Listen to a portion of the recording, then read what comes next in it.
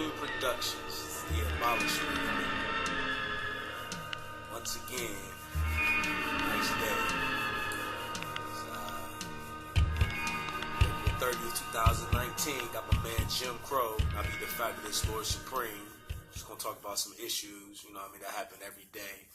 We're gonna talk about some shit. Jim Crow, how you feel about Nick Bosa and his comments? Break that shit down for us. Break it down. Well, first thing I want to do is get you a little picture of his great-grandfather here.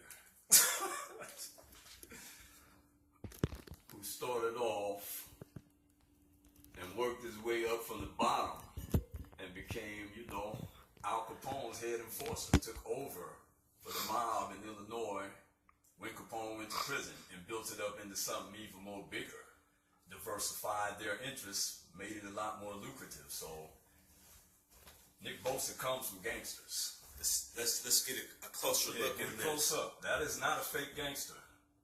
That man held machine guns and shot people to keep them away from the great Al Capone. This is Nick Bosa's grandfather, great-grandfather? Great-grandfather. Nick Bosa's great-grandfather. So he come from some gangsters. Killers. So yeah, I think we've all seen Goodfellas. We've all seen The Godfather 1, 2, and 3. I remember One Black in both movies combined. That was Samuel Jackson in Goodfellas, and he got his cap peeled for not getting rid of the truck during the robbery. But yeah, blacks ain't hanging around because they don't want them to hang around. But hey, he gonna play football, so blacks is gonna be hanging around, but that don't mean he has to feel any different. He just has to coexist with them for the purpose of winning the big game for the Ohio State University. So yeah, I'm not surprised or hurt. I don't think anybody should be surprised or hurt. If that's how it feels, that's how it feels, Welcome to America. But yeah, I just want everybody to understand. Yeah, his great-grandfather's name is Tony Accardo. Look it up if you ain't got nothing else to do. Google the man. He's a big historical figure. He was in on the planning of the St. Valentine's Day Massacre. Still one of the biggest mob hits in the history. So yeah, you gotta understand where the guy comes from. Now you can understand why he said what he said. So you're not surprised about his comments, Jay? No, not in the least. No, not in the least, man. Hey, he's going to the NFL. He's going to be in a locker room where 7 out of the 10 guys are black guys. So it ain't really my problem to deal with. It's his problem to deal with. And at this point, really, it's just his personal feelings. He has no power. He's just getting ready to come into some money, but he's not a business owner. He doesn't own property where you could live at. He can't deny anyone anything. He's being given an opportunity just to go out there and play a little silly game of football, man. Now, if at some point he would go into politics or would own rental property or houses or businesses, and then that attitude starts to seep in where he's denying minorities opportunity, we'll deal with it then. But right now, it's really insignificant, man. There's much ado about nothing. And it'll blow over, especially if he goes out there and makes tackles. He don't want to hang out with me, I don't want to hang out with him. Next question. Shit. I ain't gonna lose no sleep. He ain't gonna lose no sleep, man. Yeah, I'm not, and hey, I ain't finna boycott lasagna or spaghetti neither, just cause some old spoon G eating motherfucker said something silly, As my man said in New Jack City, you know what I'm saying? I ain't worried about no little flunky. Go on, man, and make your tackles and feel how you want to feel. What's funny to me is, he kept this, his type of behavior under wraps. So do you think the university, knew he was an undercover racist? I'm sure they knew who the man was. I'm sure they know who his brother is, his dad. I'm sure they did their due diligence before offering him a scholarship. But again, there wasn't that much due diligence to do. His brother just left there a few years ago. They're intimately, acquainted with his family. His mom's last name, maiden name is Kumarole. Eric Kumarole was a stud linebacker at Ohio State back in the 80s. They know who these people are. But again, they're not in the business of getting everybody to hold hands and sing Kumbaya. They're in the business of beating Michigan at the end of the season, going to a bowl game, filling up the 100,000 seat horseshoe and getting that money and getting wins and getting prestige. And to do that, really, you can't have 100 choir boys on the team. If you had 100 Martin Luther Kings or 100 Gandhis, you'd probably be getting your ass kicked every Saturday. You know, so it's a delicate balance, man. Just not too much poison in the pot. You can have a few little bad elements, quote unquote, just not an overwhelming amount. And you just gotta overlook it and say, hey, he's an asshole in this area, but over here there's some redeeming qualities. Namely, he can sack the fucking quarterback. We'll overlook the asshole elements over here. And that's all it is. So you're saying it's a fine line between him being an asshole and him being a great athlete. That's what it is. That's the only line. If that was his attitude, and instead of being a 5-star recruit, he was a 1-star recruit, 2-star, 3-star even, Ohio State wouldn't even fool with him. When he came out, he was the second-rated guy in high school out of all the players in the country. Number 1 was Rashawn Gary. Same class, but he's a defensive lineman, went to Michigan, which happens to be the school I root for. So I really don't give a fuck what Nick Bosa doing. If that's some embarrassment for Ohio State, so be it. I root for the team up north.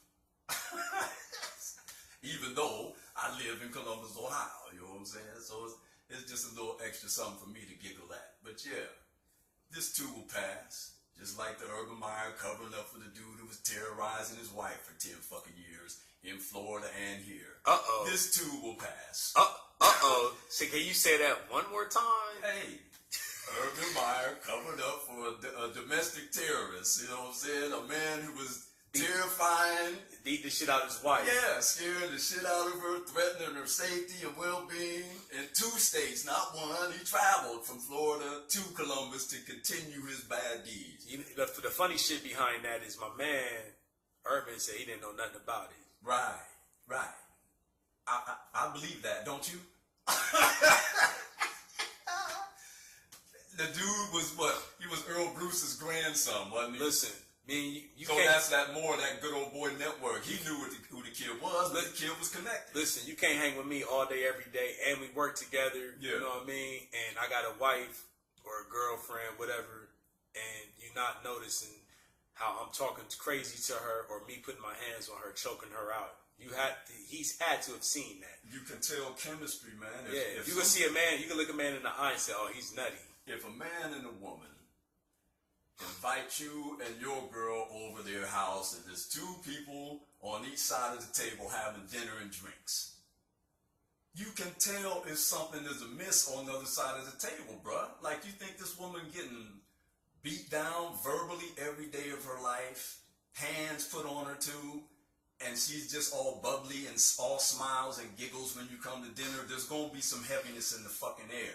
Ain't nobody stupid, man. He knew, but again, this guy's grandfather or whatever the hell Earl Bruce was to him, I want to say it was his grandfather.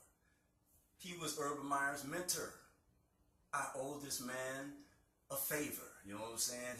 His kin got my whole career off the ground. This dude is like a second father to me, and yeah, his offspring is a fuck up. I'm going to overlook it.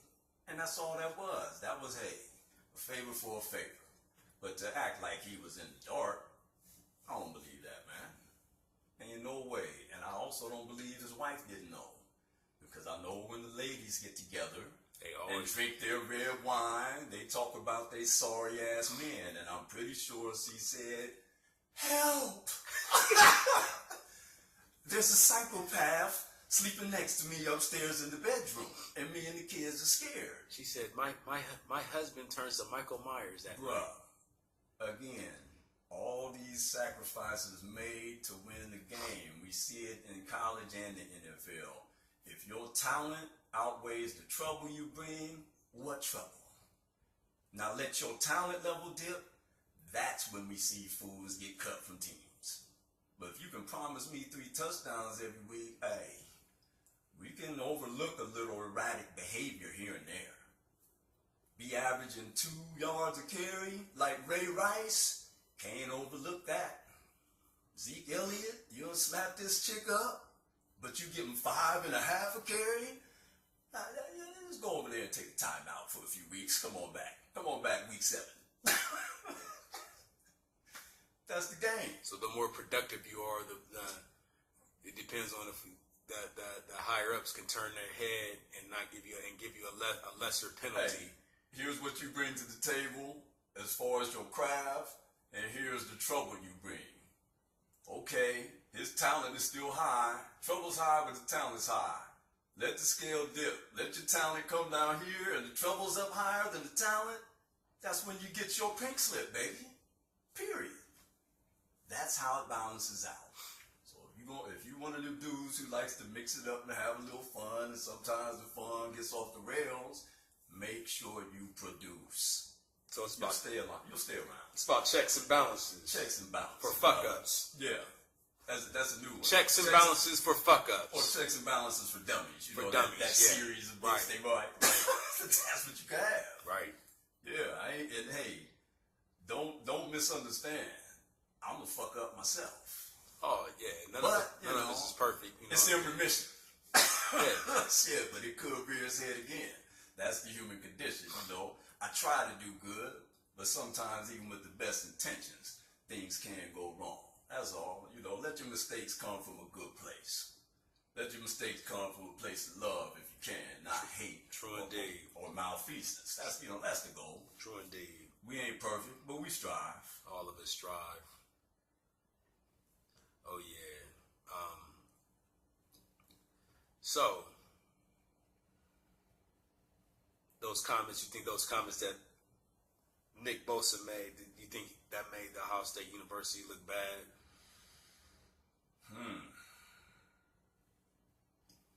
I'm going to actually give the school a pass. I'm going to give them a pass. I'm going to say this is a matter of personal responsibility. It's his personal feelings. He put it on his personal social media page.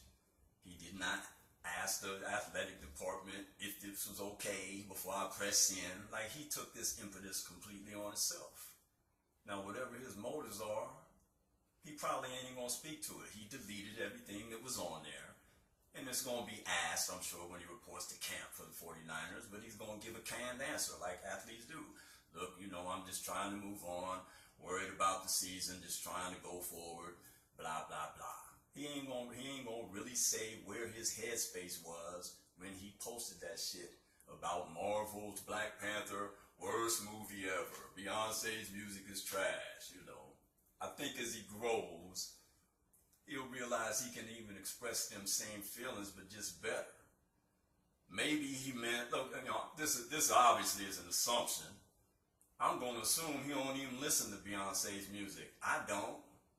He's a hulking 20-some-year-old Italian football player who I probably think is heterosexual. What the hell he gonna be doing listening to Beyonce?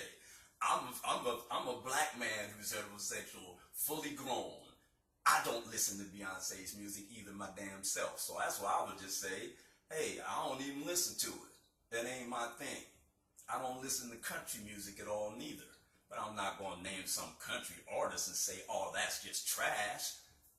It's music. It's different genres and you like what you like. But just like with ice cream, if chocolate's your favorite flavor, that don't mean vanilla ice cream is garbage.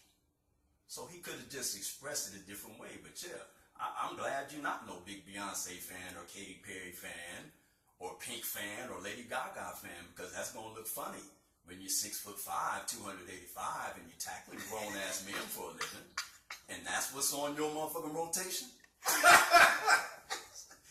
Yeah, glad to hear you don't listen to it, but you could have just said you don't fool with it in a better, more constructive way. That's all. That's right. Yeah, that's all, man. Sweet. But, I'm twice his age. So he's going to have to live long enough, if he's lucky, and mature into that position. So yeah, I don't blame Ohio State. If they don't take him, he's over there at Clemson or Alabama. He might, oh no, heaven forbid, be over there at the big house coming out with a winged helmet, and you got to deal with him.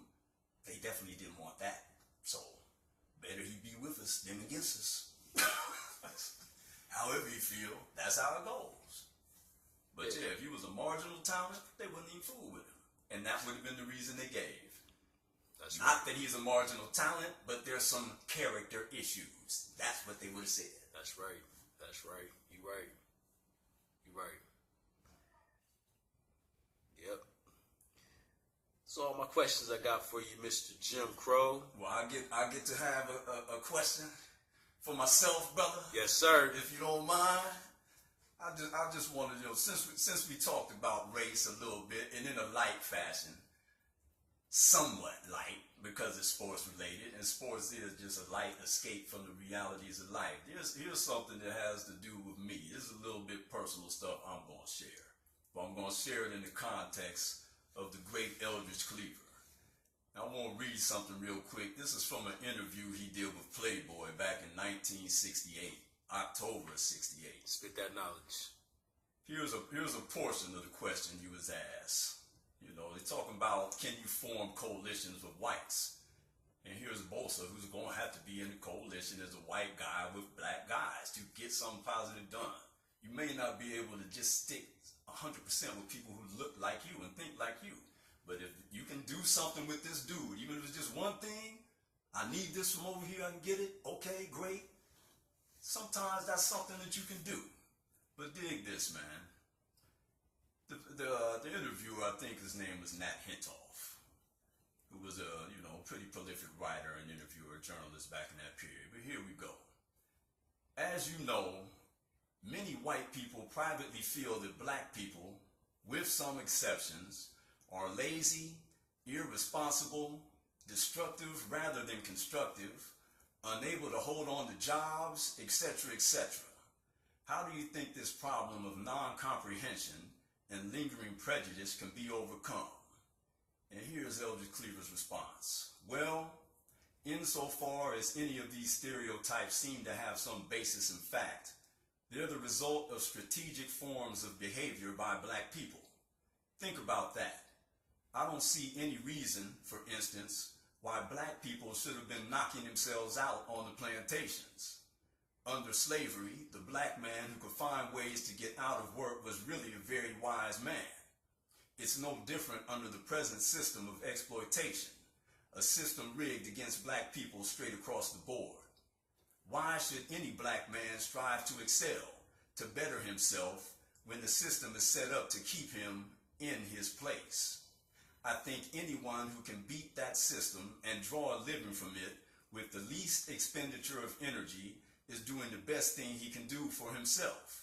It's stupid to be a dedicated, hard-working, and loyal victim.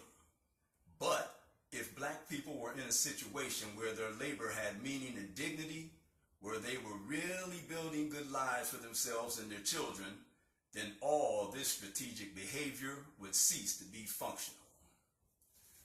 Now think about that. Now personally, how that relates to me, I was already in this mindset before I had this book in my hand and read it, but this just confirmed my feelings and let me know it was okay. I was running on a treadmill, bruh, and my life didn't have no meaning, and I wasn't getting nowhere. But I knew that my labor was worth money, even though I wasn't seeing none. So what did I do? I had to divorce myself from that situation. I had to be that slave on the plantation who threw his gunny sack down and put his back up against the trunk of a tree and sat in the shade. Now, I can't convince all the people who's still in the field filling up the gunny sack to come have a seat. But if you feel like it, try it out. You might never stand up, stoop over, and pick no more cotton again. That's my goal. I'm trying to make something out of my talents and gifts. This is me sharing my talents and gifts, my intellectual thoughts, my voice, how I can speak, how I put the thoughts together, paint the pictures with words. This is my revolution. So you got to do what you got to do. But just think it over. Like, you may need to go out there and divorce yourself from something that's really just set up to grind your ass up like sausage. If you really getting ahead for all your efforts, hey, good on you, man. You one of the chosen few, I guess. But this ain't really even just a black issue. There's a lot of whites out there who ain't getting no traction. The tires are spinning.